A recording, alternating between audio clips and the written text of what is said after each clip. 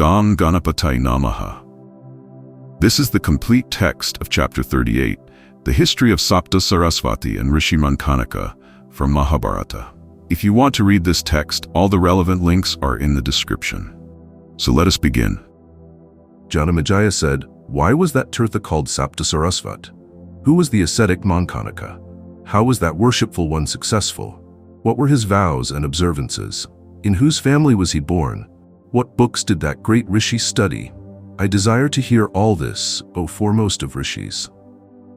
Vaishampayana said, "O king, the 7 Sarasvatis by whom this entire world is pervaded are invoked by her immense energy.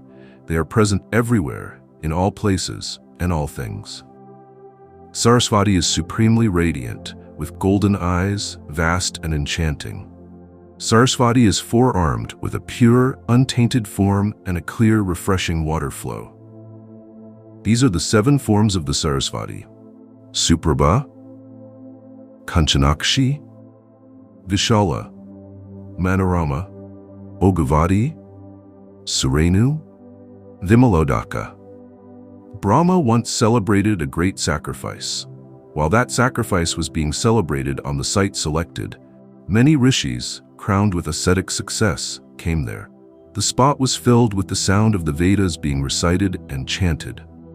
Seeing those sacrificial rites, even the gods lost their temper.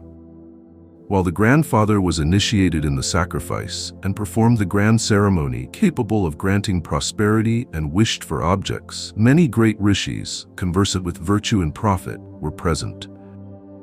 As soon as they thought of necessary articles, they, O king, immediately came before the rishis. The Gandharvas sang, and the Apsaras danced, and they played many celestial instruments. Upon completing the sacrifice, even the gods were exceptionally pleased. They were filled with the highest astonishment. What, then, can be said of beings born as humans? During the progress of that sacrifice at Pushkara and in the presence of Brahma, the rishis, O king, said, "This sacrifice is not successful, since that foremost of rivers, Sarasvati, is not to be seen here." Hearing these words, the divine Brahma meditated on Sarasvati. By the great Lord Brahma, who performed a yajna, sacrifice, Sarasvati was invoked at Pushkara. O king, she is known there by the name Suprabha, the radiant one. Seeing Sarasvati pay that regard to the grandfather, the ascetics regarded that sacrifice with great esteem. Seeing Sarasvati, sages were delighted and adorned her with hymns of praise. Honoring Lord Brahma, she elevated the yajna, sacrifice, which was very significant. Thus, the foremost of rivers, Sarasvati, appeared at Pushkara to please the grandfather Brahma and the ascetics. On another occasion, O king, many munis assembled at Naimisha. They had many discussions amongst them, O king, on the Vedas. Where those sages, well versed in various Vedic studies, gathered together, they remembered and invoked Sarasvati. Meditated upon by the great sages and those performing yajnas, she came to the assembly of the noble-hearted, O king, to assist them in their sacred endeavors. The blessed Sarasvati, who is worshipped in the holy place of Naimisha and is known as Kanchanakshi, the one with golden eyes, arrived to aid the sages performing the yajnas. Worshipped by all, that best of rivers, thus came there, O Bharata. While King Gaya was celebrating a great sacrifice at Gaya, the foremost of rivers, Sarasvati, summoned at Gaya's sacrifice, came there. The rishis of rigid vows that were present there named her Vishala at Gaya. Vishala meaning vast and magnificent. That quick-coursing river originates from the side of Himavat. Uddalaka, who was performing the yajna, offered his prayers to her in the sacrifice. Many ascetics were also assembled there. The great Uddalaka sacrifice was celebrated in the sacred North Koshala, O king. Previously, Uddalaka, meditating upon Sarasvati, performed the yajna. The greatest of rivers, Sarasvati, arrived in that land due to the sage's invocation. Worshipped by all those munis clad in barks and deerskins, she passed by the name of Manorama, one who pleases the mind, as those rishis mentally called her. Again, while the great Kuru was engaged in a sacrifice at Kurukshetra, the foremost of rivers, the highly sacred Sarasvati came there. Summoned, O king, by the great Vasishtha, who assisted Kuru in his sacrifice, the Sarasvati, of celestial water, came to Kurukshetra and passed by the name of Ogavati, meaning plentiful, abundant, having a strong stream. At one time, Daksha celebrated a sacrifice at the source of Ganga. The Sarasvati appeared there under the name of the quick-coursing Surenu. Once again, while Brahman was engaged in a sacrifice in the sacred forest of the Himavat mountains, the worshipful Sarasvati, Vimaloda he summoned came there. Vimaloda meaning immaculate or pure. All these 7 streams then joined together in that tirtha where Baladev came. And because the 7 joined together at that spot, that tirtha is known on earth as Sapta Sarasvati. Thus, according to their names, I have described the 7 Sarasvatis to you. I have also given you an account of the sacred tirtha called Sapta Sarasvat. Listen now to a great deed of Mankanaka, who had from his youth led the life of a brahmachari.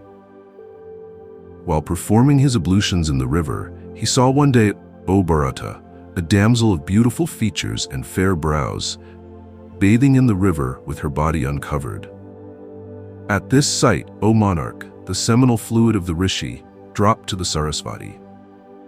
The great ascetic took it up and kept it within his earthen pot. Deposited within that pot, the fluid was divided into 7 parts. 7 rishis were born from those 7 portions, from whom 49 maruts originated. The 7 rishis were named Vayuvega, the speed of the wind; Vayubala, the strength of the wind; Vayuha, the one who moves with the wind; Vayumandala, the circle or domain of the wind; Vayuvala, the flame or blaze of the wind; Vayureta, the energy or force of the wind; Vayuchakra, the wheel or cycle of the wind; Viryavan, the one who is powerful or full of valor. Thus were born those progenitors of the various maruts. Hear now of a more wonderful account, O king, of the highly marvelous conduct of that great rishi, who is well known in the 3 worlds. Formerly, after Mankanaka had become successful, O king, his hand was pierced with a kusha blade. Vegetable juice, not blood, came out of the wound. Seeing that vegetable juice, the rishi was joyful and danced about there. Beholding him dance, all mobile and immobile creatures, O hero, overpowered by his energy, began to dance. Then the celestials, with Brahma at their head and the rishis, having asceticism for their wealth, O king, all approached Mahadeva and informed him of the doings of the great rishi, Mankanaka. And they said to him, "Thou shouldst, O God, do that which may prevent the rishi from dancing." Then Mahadeva, seeing the rishi filled with great joy and desirous of doing good to the celestials, addressed him, saying, "Why, O Brahmana, do you dance in this way, you who know your duties well? What must be the cause of your joy, O sage, that being an ascetic, O best of Brahmanas, and walking in the path of virtue, you should behave this way?" The rishi said, "Do you not see that a vegetable juice is flowing from this wound? Seeing this, O Lord, I am dancing in great glee." Laughing at the rishi, who was overpowered by passion, the god said, "I do not, O Brahmana, at all wonder at this. Behold me." Having said this to the best of rishis, the brilliant Mahadeva struck his thumb with the end of one of his fingers. Thereupon, O king, white as snow ashes came out of that wound. Beholding this, the rishi became ashamed, O monarch, and fell at the feet of the god. He understood the deity to be Mahadeva. Filled with wonder, he said, "I do not consider any other deity greater than Rudra, the Supreme Lord. You are the source of the universe's motion, holding the trident. O wielder of the trident, thou art the refuge of this universe consisting of gods and demons. The wise say that you have created this universe. Even the gods cannot comprehend you fully, so how can I, who am insignificant, understand you? All the beings that exist in the world are seen in you. The gods, including Brahma and others who worship you, the bestower of boons, are free from sin. You are the creator and the guide of all the gods. By your grace, all the gods, free from fear, rejoice here." Thus, having praised Mahadeva, the sage bowed down in reverence. "O deity, this transitory and ever-changing creation is made by you, O smiling one. Let not my ridiculous childishness, which I displayed, O God, destroy my ascetic merit. I pray to thee for this." God cheerfully replied, "Let your asceticism increase 1,000-fold, O Brahmana, through my grace. I shall also always live with you in this hermitage. Whoever worships me with devotion in the sacred place of Sapta Sarasvat will attain my grace. Such a person will not face any difficulty in this life or the next. Without a doubt, they will reach the world of Saraswati." This was the story of the radiant Rishi Mankanaka, who is truly blessed to be born as a son to the noble and virtuous mother Matarishvani. This is it. Thank you for listening. We hope you enjoyed this. If you are looking for more Vedic texts, holy names, and mantras, please visit our channel or website. Links are in the description.